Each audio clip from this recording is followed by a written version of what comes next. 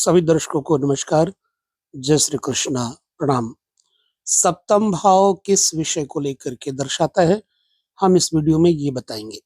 चर्चा करेंगे कारकत्व पर। जो सप्तम भाव का कारकत्व है वो किस किस विषय के बारे में जाना जा सकता है। देखिए, सप्तम भाव दाम्पत्य जीवन के लिए विशेष रूप से प्रयोग में देखा जाने वाला घर होता है। पति या पत्नी, विवाह, काम इच्छा, दाम्पत्य सुख, विदेश यात्रा, रोग का उपचार, लोकप्रियता, खोई हुई वस्तु की प्राप्ति होगी या नहीं होगी, पुंसत्व बल और यौन रोग, काम संवेग, कूटनीति तथा विदेश में सम्मान और व्यापार वाणिज्य कुशलता, चोर का रंग रूप किस प्रकार का होगा, विदेश संबंधी मामले आदि को लेकर के यहाँ से विचार किया जाता है सप्तम घर से। तो वीडियो को समझने के लिए पूरा ध्यान पूर्वक देखिएगा। अगला जो विषय है यहाँ पर सप्तम भाव से स्त्री सुख योग के बारे में बताएगा। कब मिलता है स्त्री सुख योग? यदि सप्तमेश अपनी उच्च मूल त्रिकोण या स्वराशि में स्थित हो तो सुख स्त्री का पूरा मिलता है। सप्तमेश पर शुभ ग्रहों की दृष्टि और युति हो तो स्त्री का पूर्ण सुख मिलता है। सप्तमेश शुभ और बलवान ग्रह हो तो स्त्री का सुख पूर्ण मिलता है। इनमें से कोई भी योग होने पर जातक को पूर्ण स्त्री सुख प्राप्त होता है। ऐसा व्यक्ति धन वैभव संपन्न और प्रतिष्ठित भी होता है। अब किस अवस्था में स्त्री का सुख कम मिलता है? यदि सप्तमेश यानी सातवें भाव का स्वामी, जैसे यहाँ सातवें भाव में मैंने फॉर एग्जाम्पल के लिए शुक्र को रखा हुआ है। अब यहाँ सप्तमेश शुक्र हो गया और द्वितीयेश भी शुक्र हो गया।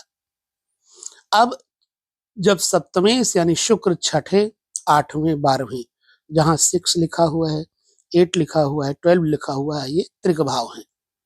अगर ये सप्तमेश त्रिक भाव में हो तो ऐसी अवस्था में पत्नी रोगिणी होती है। यदि सप्तमेश उच्चस्थ या स्वक्षेत्री हो और छठे, 8वें, 12वें बैठा हो तो फिर अरिष्ट भंग होने से स्त्री सुख उत्तम भी होता है। ठीक है। दाम्पत्य सुख का नैसर्गिक कारक वास्तव में शुक्र ग्रह ही है। यदि नीचस्थ शत्रु क्षेत्री अथवा पापग्रस्त हो शुक्र तो स्त्री के वियोग से दाम्पत्य सुख नष्ट होता है। अब जब सचरित्र पत्नी देखना हो कि हमारी पत्नी सचरित्र है या दुश्चरित्र है तो कैसे पता करें? यहां पर सप्तमेश को देखना पड़ेगा। यदि सप्तमेश उच्च राशिस्थ स्वक्षेत्री या मित्र क्षेत्री हो अथवा सप्तम भाव में शुभ ग्रह की स्थिति हो या फिर दृष्टि हो तो जातक की पत्नी सद्गुण संपन्न, निष्ठा युक्त तथा सुख बढ़ाने वाली सचरित्रा होती है। अब दुराचारणी स्त्री के बारे में भी सप्तम भाव से ही पता किया जा सकता है। यदि सप्तम भाव तथा सप्तमेश का दृष्टि या युति, यानी सप्तमेश पर किसी अच्छे ग्रह की दृष्टि पड़े तो अच्छा, बुरे ग्रह की दृष्टि पड़े तो बुरा, या सप्तमेश बुरे ग्रह के साथ अच्छे ग्रह के साथ बैठे तो उसके हिसाब से उसके चरित्र पर प्रभाव पड़ता है। जैसे सप्तमेश शनि और मंगल से युत हो या दृष्ट हो तो शुक्र भी मंगल की राशि या नवांश में हो तो जातक की पत्नी परस पुरुषगामिनी होती है। मतांतर से ऐसा जातक स्वयं भी वेश्यागामी होता है। ठीक है। और ध्यान रहे, सप्तम भाव या सप्तमेश पर शुभ ग्रहों की दृष्टि अगर है तो ये अरिष्ट भंग भी हो जाता है। इसलिए जरूरी नहीं है कि स्त्री दुराचारणी ही हो। इसको समझने के लिए हमें अन्य भी वीडियो देखने होंगे, अन्य विषय को भी समझना होगा। अब स्त्री हानि योग कैसे देखें? यदि सप्तम भाव अथवा सप्तमेश पाप ग्रह से युक्त हो और हीन बलि भी हो तो स्त्री की हानि होती है। नंबर 2, सप्तमेश नीच राशिस्थ हो अथवा हीन बलि सप्तमेश त्रिक भाव में बैठा हो, छठे, आठवें, 12वें में, अथवा सप्तम भाव में चंद्रमा, 12वें भाव में सप्तमेश तथा गुरु या जैमिनी का स्त्री कारक हीन बलि हो तो जातक स्त्री सुख से वंचित होता है। अच्छा, अब यहाँ एक और विषय बड़ा विचारणीय है। प्रायः कई लोगों की कई स्त्रियां होती हैं। पहले के जमाने में तो बहुत सारे विवाह हो जाते थे, लेकिन अब के जमाने में विवाह एक ही होता है, लेकिन अप्रत्यक्ष रूप से कई स्त्रियों के साथ संबंध होते हैं, तो उनकी गणना स्त्री रूप में कर लेना कहीं तक युक्त है। तो पत्नी की संख्या का विचार कैसे किया जाए? अब यहाँ सप्तमेश को देखना होगा। सप्तमेश अगर अपनी नीच राशि में हो, जैसे यहाँ पर तुला राशि है सप्तम में, और यहाँ का स्वामी शुक्र है, और शुक्र की नीच राशि है कन्या, तो कन्या राशि में अगर हो तो नीच हो गया ना। तो सप्तमेश यदि नीच राशि में हो अथवा सप्तमेश अर्थात यहाँ पर शुक्र है पाप ग्रह की राशि में पाप ग्रह से युक्त या दृष्ट हो, अथवा सप्तम स्थान नपुंसक ग्रह, कौन कौन से?